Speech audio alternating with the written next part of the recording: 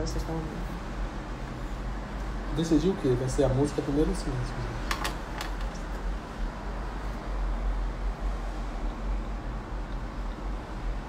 Olá.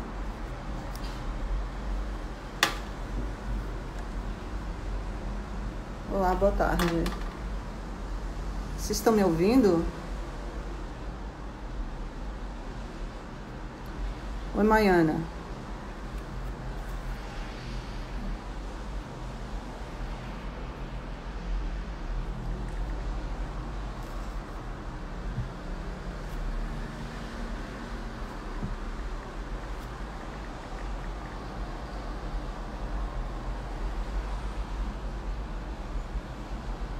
Olá, gente.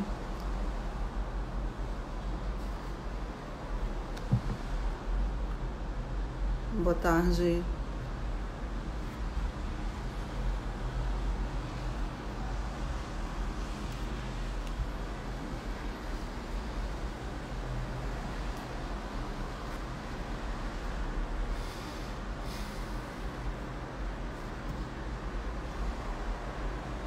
Tudo bem?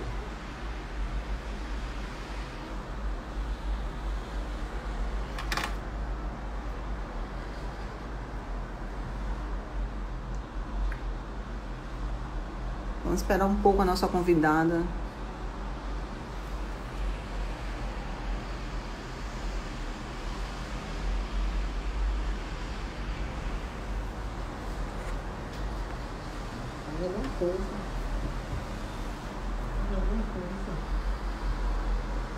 Olá, boa tarde.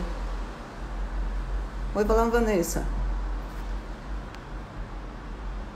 Gente, só dizem que você está me ouvindo.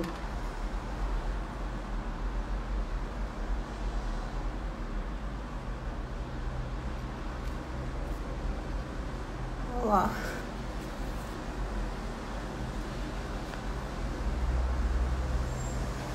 Ok. Obrigada. Esse novo normal da gente é um pouco complicado porque a gente não ouve vocês, né? Então, é diferente isso. Que bom que tá ouvindo bem. Olha. Vamos aguardar um pouco a Tereza chegar.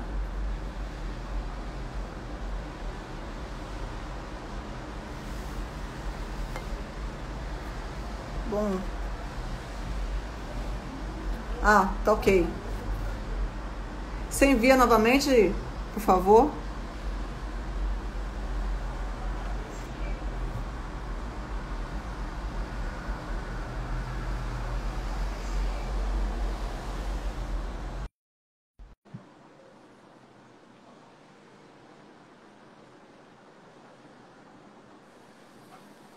Sim, Olá, Sueli, Tereza. olá, boa tarde. Então, tudo bem por aí? Tudo bem. Com Deixa eu esta te... nova normalidade, não é? A partir de casa. Sim, deixa eu te falar. Um pouco antes de te apresentar, eu vou falar um pouco do projeto Conexão ProEx, que é o projeto no Certo. qual a gente está aqui agora, nesse momento, se conectando em Sim. mundo, deslocamento Portugal e Brasil. Bom, esse é um projeto da ProEx, né, coordenado por Adriana Marmori, que foi nossa orientanda lá no doutorado. Sim. Bom, e acontece nas quartas-feiras, às 16 horas. Né? Até ressurgir o nosso quando, que a gente não sabe exatamente quando será o quando. Né? Pois é. E eu queria, como uma boa baiana que sou, né, te apresentar um pouco da minha cultura baiana com os orixás.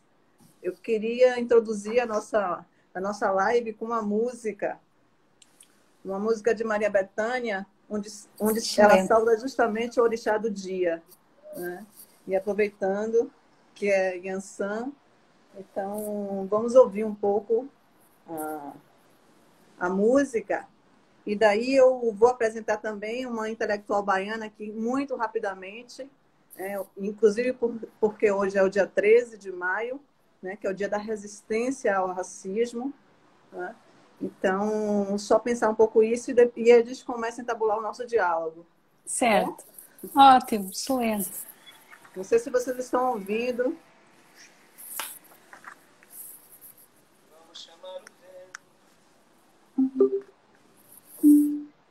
Vamos chamar o vento. Você consegue ouvir? Muito bem. Vamos chamar o vento. Vamos chamar o vento.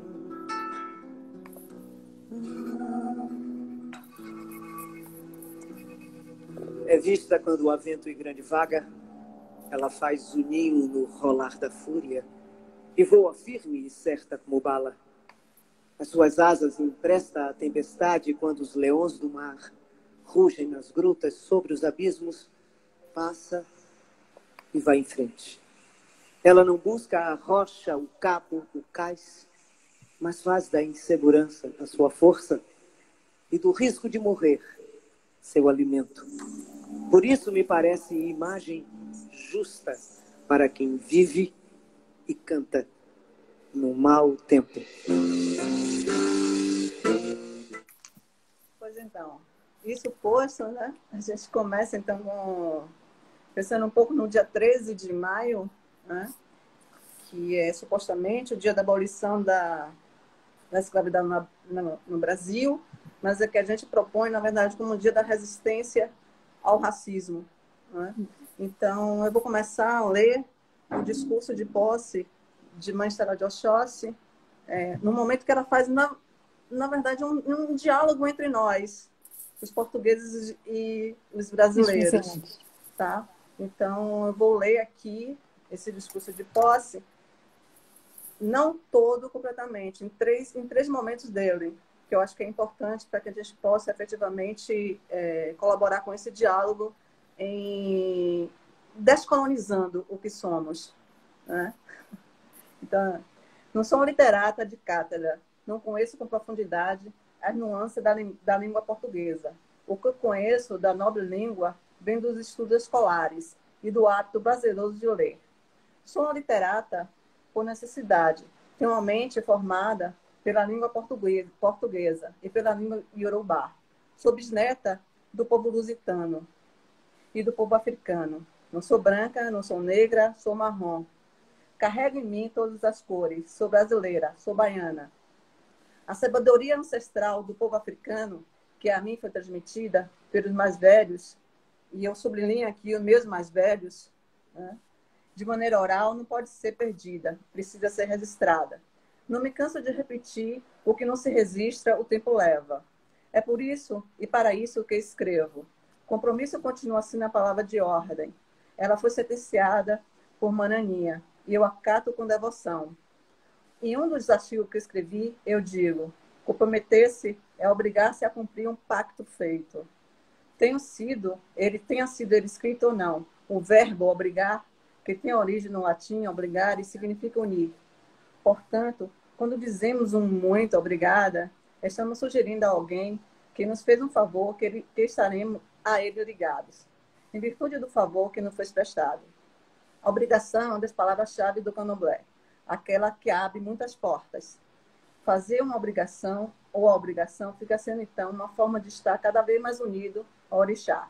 Se minha parte branca estuda as origens da língua portuguesa, minha parte negra estuda a língua africana, da qual fazemos o uso no candomblé, o iorubá arcaico.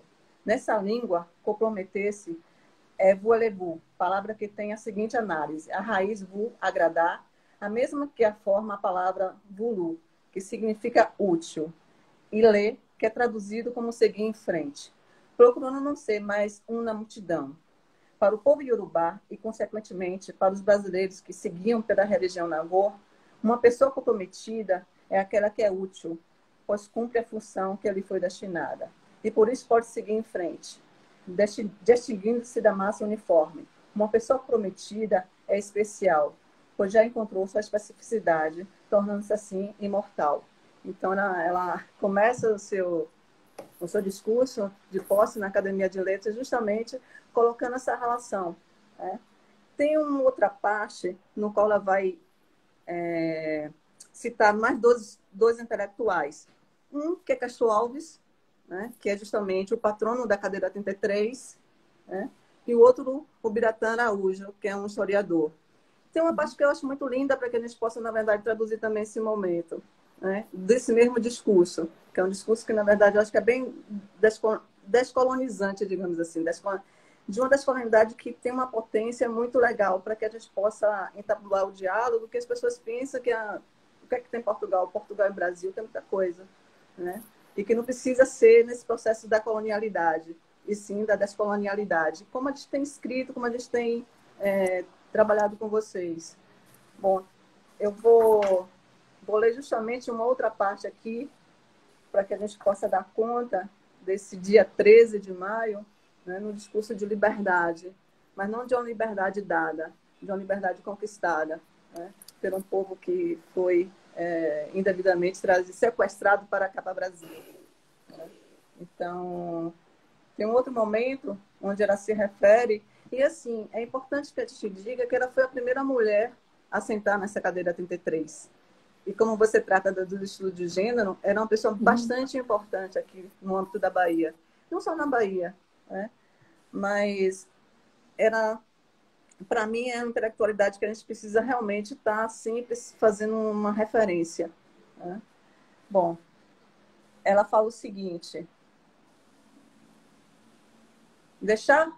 deixei para falar por último sobre o meu antecessor, o Biratã Castro de Araújo, Bira Gordo, e sobre o patrono da cadeira que agora ocupa, o Castro Alves, o poeta dos escravos, pelos laços que nos unem.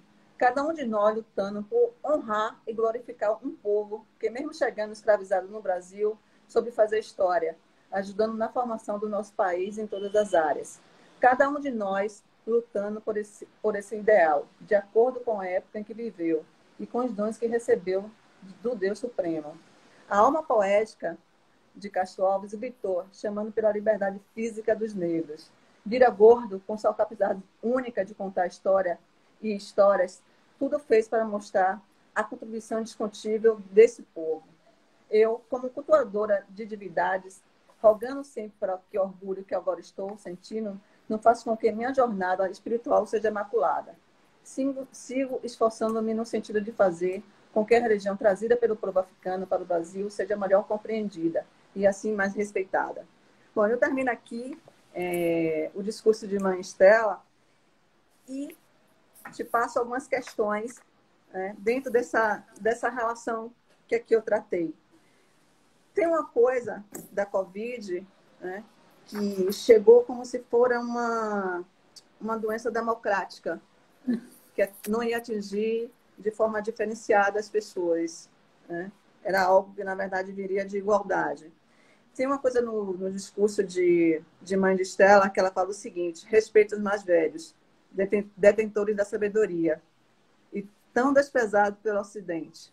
Para você ter ideia, na verdade, quando a Covid chegou aqui, as pessoas diziam, não, tudo bem, sobretudo o nosso presidente. Estava tudo bem, porque, na verdade, iria atingir os velhos, que são os inúteis. Né? Então, com a sabedoria ancestral, eu estou dizendo que não. Né? Devemos respeitar os nossos velhos. Tem outra coisa que ela trouxe também para a gente, que é a obrigação e reciprocidade. Né? Que em tempo de Covid, eu acho que a gente tem justamente isso. Né? A gente tem uma reciprocidade em relação a essa questão. Eu preciso me cuidar para cuidar do outro, e vice-versa. Né? O compromisso que a gente tem, né, que é o compromisso com a vida, né, com a gente nossa. Tem a religiosidade, né, que a gente não pode esquecer, como o mundo coexiste com a ciência e a religiosidade, e como a gente precisa, na verdade, manter um diálogo profundo e profícuo com essas questões. Impossível, na verdade, pensar esses saberes dissociados, né, sobretudo como está vindo e acontecendo. Bom, e outra questão, né, que é a relação com a liberdade e o Estado. Né? Como é que a gente pode, na verdade, pensar... Aí eu penso justamente aquilo que a gente pode pensar enquanto feministas. Né? O privado é público. Né? Como é que a gente, na verdade, vai lidar com essa dimensão? que é o momento de ir para casa, né? E que casa é essa que a gente está falando, né? Como é que a gente pode lidar com essa questão racial, vocês lá com os ciganos, com os negros, africanos, nós brasileiros aí, como é que tá esses grupos sociais todos aí em Portugal, que teve um controle melhor do Covid em relação aos outros países daí da Europa, né? Então, a palavra é sua. Muito obrigada, Celi. Eu queria, antes de mais, dizer que é um gosto enorme estar aqui a conversar convosco e a colaborar nesta iniciativa que eu acho que é excelente e que nos lembra também que a universidade não é só construir conhecimento científico com base na ciência, mas é também este diálogo com a sociedade e é também transmitir este conhecimento, integrando os outros também neste processo, que não pode ser um processo individual e isolado, não é? Eu queria agradecer-lhe por esta excelente introdução, não podia de facto ser melhor. A Maria Bethânia é uma das minhas cantoras brasileiras preferidas e de facto foi excelente, e temos também a sorte de estar aqui hoje, neste dia, que é um dia muito importante para o Brasil e para a humanidade, não é? Em que de facto um dia marcado pelo respeito pelo outro, que é outra dimensão importante que esta crise trouxe ao de cima, que não é apenas uma crise associada à saúde, não é apenas um problema sanitário, como alguns tentam entender, mas que é de facto um problema mais profundo, não é? Quer em termos sociais, quer em termos económicos. E de facto há aqui um conjunto de questões que já surgiram que vale a pena nós conversarmos sobre elas e refletir um pouco mais. Quando de facto esta crise do Covid surgiu, surgiram com ela de facto várias ideias que têm de ser desconstruídas, não é? A primeira era esta ideia de que se trata de uma doença muito democrática e que iria atingir todos por igual e até poderia ser mais grave, digamos assim, para as classes mais favorecidas ou para quem tem melhor situação em termos económicos. O que aconteceu em Portugal no início e no Brasil também é que as primeiras vítimas eram, de facto, pessoas com características particulares. Ou seja, quem primeiro sofreu com o Covid foram as pessoas que tinham a possibilidade de viajar, não é? E que acabaram, de facto, por, enfim, estar em contacto com culturas e com países onde já existia o vírus e, portanto, acabaram por ficar com ele. E, portanto, surgiu esta ideia de que o vírus era um problema de saúde, que era um problema que iria atingir todos por igual. E isto não pode ser mais errado, porque, de facto, o que temos vindo a verificar é que esta crise é tudo menos democrática e que são precisamente os mais vulneráveis, aqueles que mais sofrem com a crise. E aqui há realmente muitas... Dentro do grupo dos vulneráveis nós encontramos características muito diferentes. Começamos desde logo pelos mais velhos, não é? De facto, em termos de condições de saúde são pessoas mais vulneráveis, mas o que esta crise veio trazer foi uma reflexão precisamente sobre o valor da vida e a importância dos mais velhos no Ocidente. Porque muitos, governantes, sobretudo ao nível de quem tem poder para tomar decisões de políticas públicas, basearam-se muito nesta ideia de que, enfim, inevitavelmente vão morrer pessoas, mas vão morrer sobretudo os mais velhos e esses, de facto, têm uma importância menor para a sociedade. Ora, isto não podia ser mais errado. Desde logo, isto devemos pensar no que é o valor da vida nas nossas sociedades, não é? E o que é o valor da vida humana. Nós, de facto, vivemos em sociedades onde o próprio valor da vida, enfim, mesmo da vida animal, começa, de algum modo, a sobrepor-se ao valor da vida humana, não é? Em alguns contextos.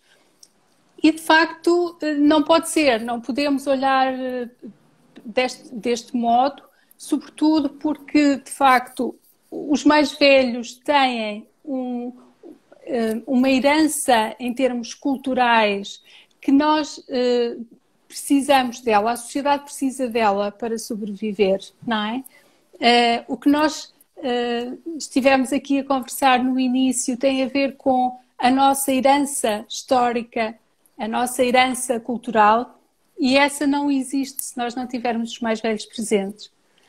Mas, se quisermos olhar para isto também de uma forma mais utilitária, digamos assim, até do ponto de vista económico, de facto, sobretudo nas sociedades onde há sistemas de proteção social mais desenvolvidos, esta população mais velha é também encarada como um custo, porque pesa nos sistemas de proteção social, não é? E, portanto, alguns também têm esta perspectiva. Bom, se nós tivermos uma situação, como já ouvimos, infelizmente, muitas vezes, em que temos apenas a possibilidade de salvar uma vida, nós vamos optar por salvar o mais jovem. Na perspectiva de que, economicamente, isso pode ser a decisão mais certa, não é? Bom, isto é desde logo um dilema ético, não é? Porque estamos de facto a julgar o valor da vida humana pela sua potencialidade económica, mas muitas vezes é uma falácia, porque há de facto muitos contextos e muitas situações em que os idosos têm um papel muito ativo. E, sobretudo, voltamos aqui outra vez, porque em todos os grupos e também no grupo dos mais idosos, nós temos de falar das diferenças de género, sobretudo nas mulheres, porque as mulheres têm um papel fundamental no cuidado, não é? E, portanto, também estas mulheres mais velhas são muitas vezes as matriarcas das famílias, não é? São quem, no contexto doméstico, no contexto privado, que é o contexto público, acaba por ser o apoio fundamental na vida de todos dentro da família, não é? Que é não apenas um apoio, muitas vezes, digamos, mais... enfim, um apoio mais individual, mas também um apoio económico, por vezes, não é? Sobretudo nas famílias com menores posses e com menos recursos económicos, não é? Portanto, eu acho que, de facto, esta crise aponta precisamente para isto. Sobretudo para a forma como o modelo económico e o modelo de organização social em que nós estamos a viver negligencia, ou seja, deixa de lado a importância dos cuidados. Os cuidados que são sempre algo que, enfim, as mulheres já nascem a saber, não é? Já faz parte da natureza e que não são valorizados economicamente, não é? Quando nós ouvimos dizer a economia está parada, a economia não está parada. O que acontece é que os cuidados não entram na economia formal. Não são reconhecidos como trabalho, quando na realidade é trabalho. E é trabalho que é muitas vezes feito, sobretudo pelas mulheres e também pelas mulheres mais velhas. Eu acho que estou a falar demais, não é? Sim, na verdade, sim. Na relação de gênero, que a gente sabe, pensando tanto quanto homens e mulheres e pessoas LGBTs, né? A gente pode pensar o seguinte: onde está dando certo, na verdade, o controle da Covid? né? É justamente nos países onde as mulheres estão na frente, pela uma socialização de ter essa ética do cuidado já em Sim. mãos. Né? Sim. E a gente pode pensar isso perfeitamente do que está acontecendo hoje, que a pandemia traz isso de forma bastante escancarada. Sem dúvida. E a gente não faz, digamos, uma mídia adequada para isso.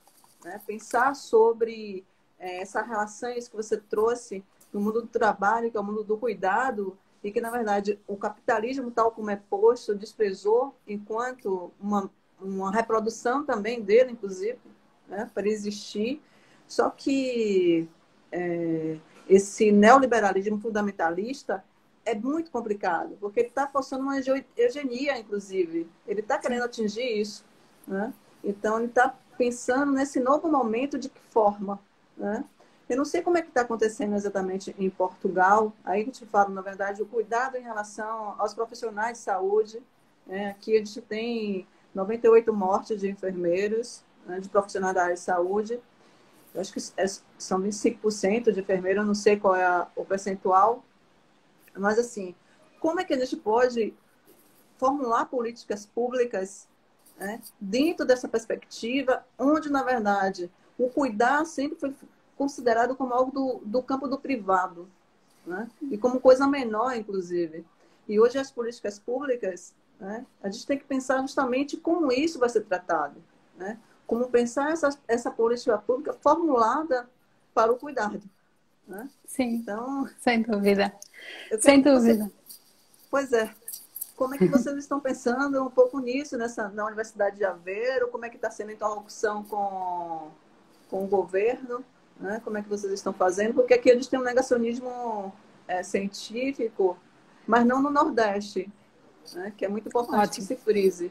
Não aqui no Nordeste, porque o Nordeste está sendo um opositor, digamos assim, muito contundente da política bolsonarista, que é uma política para a morte. Né? Então, eu quero que você nos ajude a pensar um pouco sobre essa questão, né? De como é que está pensando essa política pública para o cuidado. Né? Porque a gente está pensando efetivamente também nas mulheres, né, que foi socializada para isso. Sim. Né? E outra, a casa também se dá a violência, né? É onde está se dando a violência. Então, como é que a gente pode pensar isso em termos de políticas públicas? Exatamente. Essa é uma questão muito importante, porque nós, de facto, já tínhamos vindo a notar algumas falhas neste modelo de capitalismo neoliberal, não é? Que eram por demais evidentes e que estavam inevitavelmente a levar todos os governos a repensar de alguma forma as suas posições. Estamos a falar das questões económicas, com a crise em 2008, a crise financeira, que inevitavelmente levou a um apoio forte do Estado à economia, ao contrário do que o neoliberalismo define, não é? Que é a solução está sempre no mercado, e o que estas crises demonstram é que, de facto, se nós não tivermos o Estado, não há outra resposta, não é? E temos, enfim, a crise ecológica também, não é? Temos também a sobrevivência do planeta que estava a ser colocada em causa com este modelo económico e, portanto, cada vez mais surge a consciência de que é necessário fazer alterações neste modelo.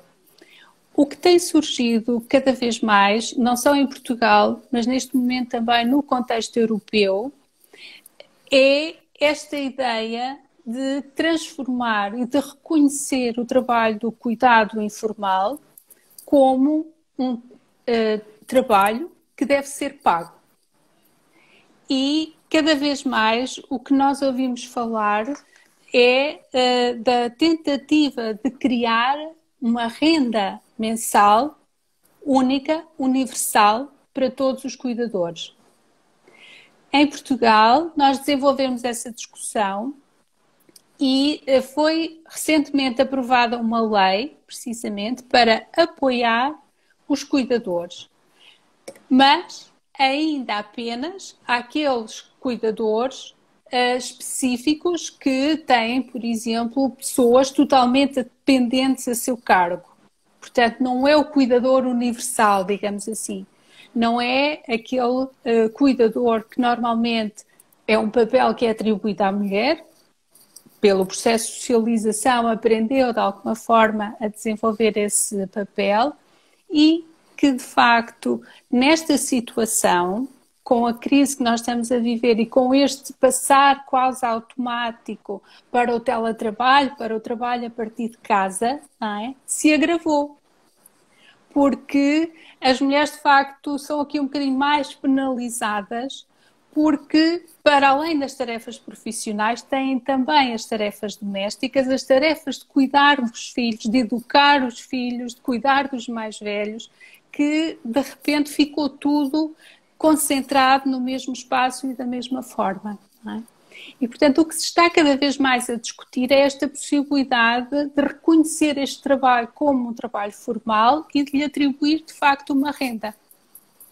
Uma possibilidade de se reconhecer este trabalho e de o incorporar, se quisermos, na economia formal. A questão da forma como esta crise afeta todos de um modo diferente é muito importante para as questões de género, de facto. Porque, curiosamente, também surgiu esta ideia inicial de que os homens acabavam por estar mais prejudicados, entre aspas, com esta crise. Porquê? Porque, de facto, em termos apenas da saúde, das questões de saúde, o que se verifica é que a taxa de mortalidade é maior nos homens do que nas mulheres. E, portanto, apesar de a possibilidade enfim, ainda cientificamente não está determinado porque é que umas pessoas apanham o vírus e outras não, mas havendo a probabilidade de homens e mulheres apanharem este vírus, o que acaba por acontecer é que os homens têm uma maior probabilidade de morrer do que as mulheres, não é? E, portanto, isto à partida parece que é uma crise que está aqui a desequilibrar para um lado, digamos assim. Mas quando nós começamos a analisar depois todas as questões ligadas, sobretudo, ao trabalho, às condições de trabalho, ao impacto e aos efeitos desta crise em todas as dimensões, vamos verificar que, mais uma vez, há um desequilíbrio e as mulheres acabam por estar, mais uma vez, a sofrer consequências mais dramáticas. Desde logo, ao nível do trabalho. Mais uma vez, também, o processo de socialização, os estereótipos dominantes levam a que as mulheres estejam mais em áreas de trabalho mais ligadas enfim, àquilo que é mais importante neste momento, ou seja, as mulheres estão mais nas áreas da saúde. Cerca de 90% dos profissionais de enfermagem são mulheres. E, portanto, as consequências piores são precisamente para estes profissionais, não é? Depois, também estão muito concentradas na área dos serviços. Nos restaurantes, nos cafés, etc., que são no turismo, que são áreas que vão ter um impacto, já estão a ter e vão continuar a ter um impacto muito grande e consequências muito grandes desta crise em termos económicos, não é? O que significa que provavelmente nós já sabemos isso, que habitualmente as taxas de desemprego são maiores para as mulheres. Provavelmente um dos efeitos desta crise vai ser o aumento do desemprego nas mulheres, não é? Porque se vai concentrar em setores onde as mulheres trabalham mais, não é? Depois, elas têm também uma sobrecarga maior no trabalho doméstico, em casa, como já falámos, não é? E depois há o problema da violência doméstica. Porque nós passamos a estar num quadro em que as vítimas passam a estar 24 sobre 24 horas com os agressores. E o que se tem verificado, todos os dados que existem, por exemplo, da Organização Mundial da Saúde, levam precisamente a concluir que houve um aumento da violência doméstica em todos os países. A Organização Mundial de Saúde diz que houve um aumento na Europa de cerca de 60% do número de chamadas para linhas de apoio às vítimas de violência doméstica. Em França, por exemplo, aumentou 30% o número de queixas nas autoridades por violência doméstica.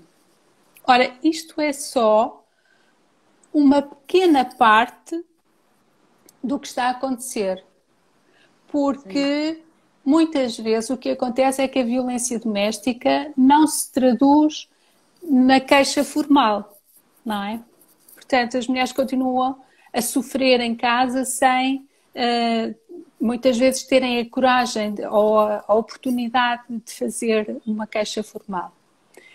Em Portugal, houve muito esta consciência de que este período poderia ter um impacto forte na violência doméstica, porque infelizmente em Portugal, nos últimos anos, os casos de violência doméstica têm vindo a aumentar. E esta consciência levou a tomadas de decisão política. Houve um aumento no apoio nas linhas, nos telefones, houve uma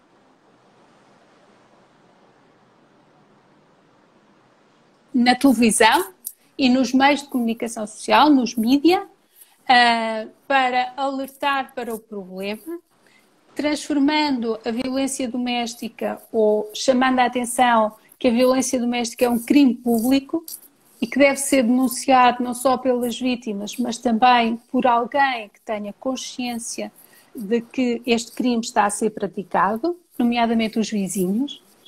E eu sei que, de facto, no Brasil, e em especial aí no Noroeste, a noção de comunidade é muito importante, não é? E as relações com os vizinhos também são importantes. E, portanto, esta é outra forma de tentar, combater este problema, que é envolver os outros, não é? Aqui a gente está enfrentando, eu não sei como é que vocês estão pensando lá, mas a gente está enfrentando uma questão muito... Tudo vira assim uma clivagem de economia e saúde. Tudo é como se tivesse essa clivagem de economia e saúde. Até mesmo a violência em casa é porque os homens não estão na rua trabalhando. Não é por conta do machismo. Não é por conta desse processo no qual a gente está inserida desde sempre, né? E óbvio que, na verdade, quando você fica mais tempo em casa, essa violência vai extravasar, né? Exato. Não por conta do confinamento, não por conta exatamente do isolamento social, que é uma medida necessária para não levar as pessoas à morte, né? Então, aqui tudo se vira uma clivagem, né? Então, não sei. A proteção, na verdade, das mulheres fica atrelada à ideia de que o homem que trabalha, e a gente mostra aí, pela estatística, que são as mulheres que estão na linha de frente do trabalho. Sim. Né? Porque elas estão no setor de serviço, né? Elas estão na área do cuidado, então tudo isso é muito claro para a gente, né? Mas é necessário que se pense mais, visibilize mais isso. A pandemia nos trouxe, na verdade, uma coisa de visibilizar bem e escancarar bem todos os conflitos, né? Todo o processo de desigualdade que a gente vive e que estava assim, já taxado pelo capital, pelo neoliberalismo, né? Então, assim, o que trouxe foi simplesmente colocar isso mais visível para a gente, né? E como é que o governo está dando soluções para essas questões? Também outra medida que foi desenvolvida em Portugal foram criadas casas de apoio, mais centros para as mulheres que têm a necessidade de sair de casa para estarem protegidas e, portanto, poderem estar nestas casas e ser-lhes dado este apoio. Os próprios profissionais, não só de saúde, mas também, por exemplo, nas farmácias, não é? Foram alertados porque o que acontece é que, obviamente, como a economia está fechada e está tudo em casa, portanto, os pontos de contacto das vítimas com o exterior são muito poucos, não é?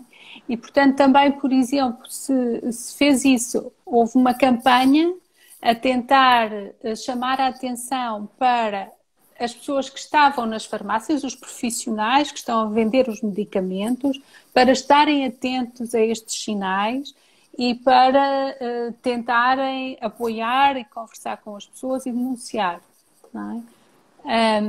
De facto, em Portugal houve um ligeiro aumento das queixas, mas mais uma vez, é como nós sabemos, estas queixas formais representam muito pouco da realidade, é uma percentagem muito pequena, não é? Portanto, nós sabemos que habitualmente as queixas formais são cerca de 1% da violência doméstica, não é? Só mesmo os casos mais graves é que chegam a essa. E, portanto, o facto de ter aumentado ligeiramente significa que na prática aumentou muito mais. Mas, de facto, nós, enfim, já sabíamos daquela noção que ouvimos, a economia e a importância da economia, e a economia é primordial em todas as decisões, e aqui também se verifica um bocadinho isso, sempre esta dicotomia entre a economia ou a saúde, não é? E esta escolha que dita exatamente que, enfim, temos que fazer opções e, portanto, agora não podemos ter a economia a funcionar porque precisamos ter saúde, mas na realidade os fenómenos são muito mais complexos do que isso, não é? E estas desigualdades, as desigualdades com as mulheres, com os mais velhos, com os negros, com as classes menos favorecidas, porque realmente nós, quando pensamos que estamos em confinamento e que, enfim, a solução é ficar em casa, mas a pergunta também é que casa? Não é? Sim.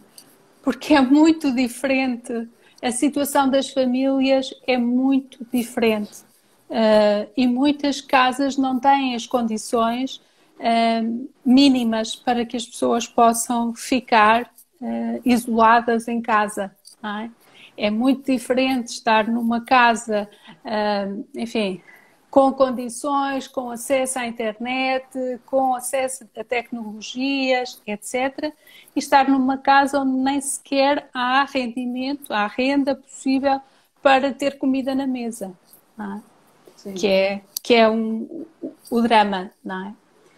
E aí, em Portugal, o que tem-se tentado, enfim, não é tudo perfeito, mas em Portugal aumentaram muito os pedidos de ajuda, sobretudo de ajuda alimentar. São muito mais famílias a pedir e nós tivemos esse apoio financeiro para as pessoas que ficaram sem trabalho. Agora, o que acontece é, como no Brasil também, é que nós temos uma camada, temos muita gente, temos muitos trabalhadores que estão em condições muito precárias, que ganham em função daquilo que trabalham. Não é? E, portanto, a partir do momento em que a economia para, não têm rendimento. Não é? E, portanto, esse é o outro drama. É como é que estas pessoas estão em casa, em que condições. Tereza, você tem, em termos dos óbitos, quem está morrendo mais? Pois, qual grupo? Essa é uma pergunta difícil, porque nós também temos esse problema. Eu acho que a forma como nós lidamos com esta crise foi no sentido de quase que esconder a morte. Quase que, enfim, eliminar a morte da nossa vida, não é? Da nossa convivência. Não é? E o que acontece é que, de facto, a morte não tem um rosto. A morte passou a ser um número. O que nós temos todos os dias em Portugal é uma conferência de imprensa dada pela Ministra da Saúde, que vem todos os dias fazer o relatório. E o que nós temos é isso, é o número. Nós sabemos quantas pessoas morreram. Mas este número não tem um rosto. Nós não sabemos quem está a morrer, não é? E, portanto, isto é uma forma de lidar com a morte que é dramática para a sociedade, não é? Porque nós acabamos por não perceber exatamente quais são... Nós sabemos, por exemplo, em termos geográficos, não é? Que o norte tem mais mortes do que o centro e o sul. Uma das razões é porque também há mais indústria no norte e algumas destas fábricas continuaram a funcionar e, portanto, os focos de infecção são maiores. Não é? Mas nós não sabemos exatamente quem é que está a morrer. Não é? Não temos essa informação. Estados Unidos, Brasil, a gente sabe que a população negra está sendo bastante afetada. Né? As mulheres também. Uhum. Né? Então, a desigualdade escancarada completamente. Sim. Era o que já esperado. E por isso a eugenia. Né? O processo de eugenia que está acontecendo. Porque eu acredito que no início você pensava que era uma relação não exatamente democrática, mas uma doença de ricos. Sim. Né? E depois passou a ser um outro nível, como se na verdade estivesse primeiro pensando nesse processo de formação dessas pessoas que merecem, corpos que importam estar vivos, né? Porque na necropolítica o meu corpo, o corpo da população negra, a população LGBT, não importa, né? Então a não face de Portugal um pouco me preocupa, porque aí também há uma mistura também, né? Tem muita migração, né? A gente tem uma população negra também alta em Portugal, e que a gente portanto, não tem uma face. Então a gente não pode, na verdade, pensar qual seria a política pública, inclusive, mais adequada para se fazer, quais seriam os grupos que seriam melhor atendidos, né? Então, a gente tem uma certa ilusão também nesse sentido de pensar que, na verdade, a própria União Europeia, ou, na verdade, os países que estão... Sei que o Portugal está no sul, né, do norte. A gente sabe disso quando a gente disputa os editais, né, como que a gente também perde por conta disso. Mas é necessário, né? Aqui no Brasil... a mídia está colocando isso bastante claro em termos do rosto, né? A mídia resolveu sensibilizar as pessoas, né? Justamente por isso que falta em Portugal. Né? A gente está investindo, quer dizer, a mídia está investindo justamente no rosto, para que a morte não seja meramente um número e seja banalizado. Isso é excelente. Né? Sim. Mas é uma mídia também que quer, por outro lado, é contraditório, porque assim, a gente tem uma mídia que é da Rede Globo, que de repente, no início, todo um processo foi a favor de Bolsonaro, em certa medida, né? E agora, com toda essa possibilidade de perda de concessão, ela está mudando, né? Altera um pouco a face e mostra o que era para ser mostrado, né? Que é justamente essa face, para não banalizar. Então, a gente tem, em certa medida, esse controle também, né? E a mídia está fazendo um trabalho interessante nesse sentido, para que a morte não seja banalizada, né? Então, tem um rosto, tem uma face, e a gente vê, né, o que está acontecendo. E em Portugal, eu não sabia que vocês não tinham números, né? Eu tentei, na verdade, inclusive, buscar muita coisa, muita matéria sobre Portugal e a Covid, mas não encontrei. Por isso eu pensei, não, eu vou perguntar. Nós temos... É interessante porque o que aconteceu em Portugal é que todas as universidades e todos os investigadores se envolveram muito em todo o processo. De uma forma até muito informal, não só os investigadores que estão mais ligados às questões, enfim, mais ligadas ao problema de saúde, não é? Os investigadores na área da medicina, da farmácia, na tentativa de encontrar soluções para o problema, mas também todos os outros, os cientistas sociais, a economia, a sociologia, a filosofia, nas humanidades, todos tentaram, de alguma forma, organizar-se e começar a ajudar, não só apenas a investigar, mas também a procurar soluções, porque um dos grandes problemas desta crise também, em termos de políticas públicas, é que o processo de tomada de decisão é muito difícil porque não há informação. Não é? O grande... Enfim, ninguém sabe se está a fazer o que é certo, se está a tomar as decisões certas, porque há muito pouca informação. Mas aqui nós temos essa vantagem, que é o governo confia na ciência.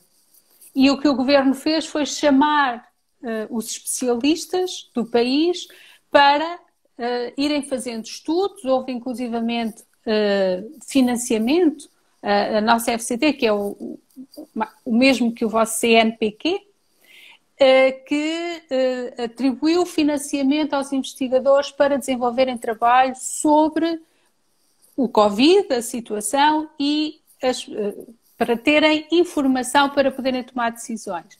E aqui é curioso que, por exemplo, surgiu um estudo feito que demonstra precisamente isso, que as populações com menores recursos financeiros são mais vulneráveis. Porquê? Têm menos informação sobre que atitudes tomar face à crise, não é? Para se defenderem, para protegerem a sua vida. Têm menos recursos financeiros, por exemplo, para comprar máscaras, não sabem utilizar as máscaras, por exemplo, têm mais dificuldade, mas também são as populações que estão mais expostas, porque são as que têm mais necessidade de trabalhar para poder ter uma renda, têm trabalhos que não lhes permitem trabalhar a partir de casa e, portanto, são as que têm de sair mais e estão mais expostas. Portanto, é muito provável que sejam também estes os que estão a morrer mais, mas isso já não sabemos porque esses dados são considerados dados privados, individuais, e, portanto, não são dados aos investigadores.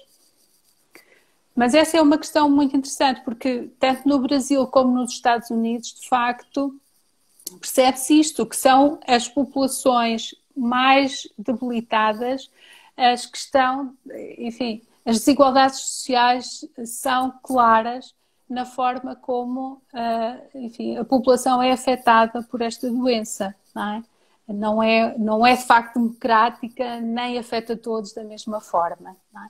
E isto vai chamar a atenção precisamente para a necessidade de criar modelos alternativos. Modelos de sociedade que não sejam modelos individualistas, centradas enfim, apenas nas necessidades individuais, porque, de facto, o que esta crise veio demonstrar era aquilo que nós já todos sabíamos, mas não queríamos ver, não é? É que todos estamos dependentes de todos. Uhum. Portanto, há que começar a pensar num novo modelo de organização. No vosso caso, é ainda mais complicado, porque, de facto, os decisores políticos não confiam na ciência, não querem, de facto, saber, ou melhor, provavelmente acham que já sabem o que é necessário fazer. Não é? Porque aqui há uma outra questão que é relevante, é que nós não temos informação para tomar decisões, mas sabemos quais são as consequências das decisões a longo prazo. Não é? E aqui é que eu acho que começa agora a surgir alguma diferença entre as decisões que podem ser tomadas ao nível das políticas públicas. Não é? É em relação ao futuro e à forma como se pode ou não os governos vão ou não tomar decisões que permitam apoiar as populações mais vulneráveis e procurar, de alguma forma, tornar as desigualdades sociais menos evidentes, não é? Porque, de facto, esta foi uma das grandes consequências deste capitalismo neoliberal, é que as desigualdades sociais aumentaram imenso. Nós, de facto, aumentou muito, enfim, a riqueza das sociedades. Está muito concentrada, né?